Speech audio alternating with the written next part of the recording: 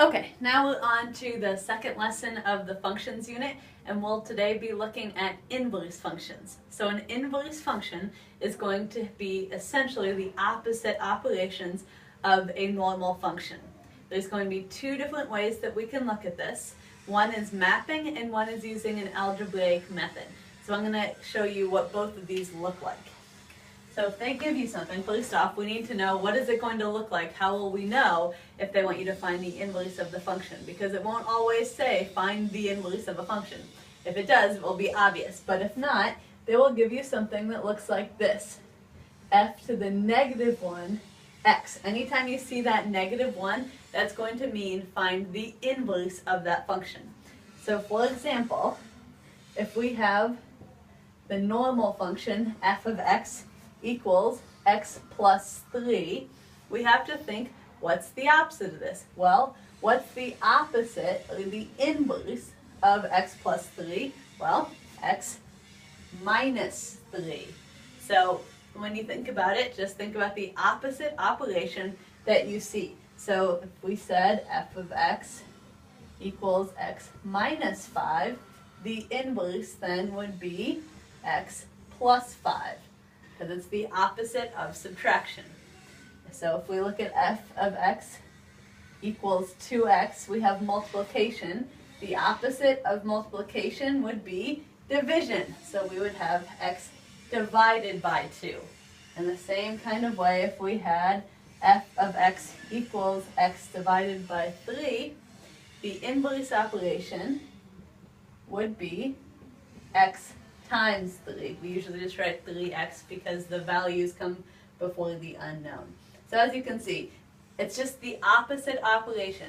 These are just a single operation equation, so it's hopefully very straightforward. It's when we get to multiple operations within the question that you should have a method that you use, whether that's the mapping method or the algebraic method that I will show you. So let's look at a more complex equation and show you what that's going to look like.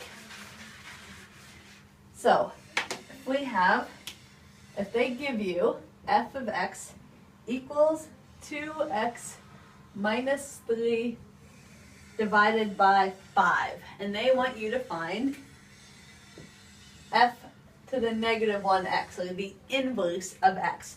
So if you look in the book on page 415, they've given you the mapping circles that you saw on the function notation.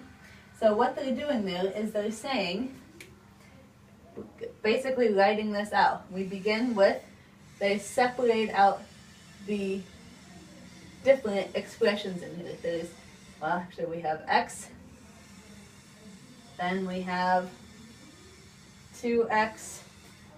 How do we get there? We multiplied by 2. What do we have to do after 2x? We subtract 3, and then we end up here with 2x minus 3.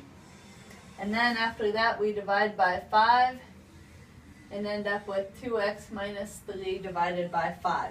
So now, when we go in, we want to do the opposite. So again, you can kind of follow along in the book. We want to begin with x. Okay? So if we go this way, x is on this bottom of the circle here. The opposite of dividing here is going to be multiplying by 5. We'll write that out. 5x. And this is again my negative 1. Then, what do we do from this point? Instead of subtracting 3, we add 3 plus 3. And then instead of multiplying by 2, we divide by 2. And that's going to be the inverse function, 5x plus 3 divided by 2. That's the mapping method. To be honest, this is not the method that I usually use. I usually use the algebraic method, so we'll look and see what that method looks like. And essentially with the algebraic method, I'm just acting like I'm solving for x. I substitute a y in just to make it a little bit easier. Just make sure you actually put f to the negative 1 of x in the end, so that you don't make a mistake with that. So for this, then I'm going to just say y equals, so I'm just substituting y for f of x, 2x minus 3 over 5. And my idea is I want to get x by itself. So algebraically, I'm thinking, if I want to solve for x, what do I have to do? Well, the first thing I have to do is multiply by 5. That leaves me with 5y equals 2x minus 3. What's the next step I have to do to get x by itself? Okay, we have to move this 3 to the other side. So we cancel it by adding 3. So now we have 5y plus 3 equals 2x. And finally, to get x by itself, we need to cancel this multiplication by dividing.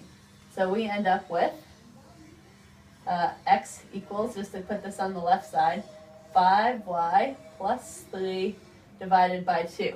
Now, we've solved for x, but what we've actually found is f to the negative 1 of x. We have found the inverse using this method. So as you can see, there's two methods. The mapping method, where you kind of write out what you're doing and then do the opposite. So we went this way and then we came back that way. Or you can substitute a y in and solve it algebraically. Again, make sure at the end that you change the y back to an x. We don't have a y in the initial problem. That all has to be x's. So just make sure that you change that back, or else it won't be completely accurate as an answer. So f to the negative 1x, so the inverse of x in this case would be 5x plus 3 divided by 2. All right, thank you. Go ahead and begin the group work.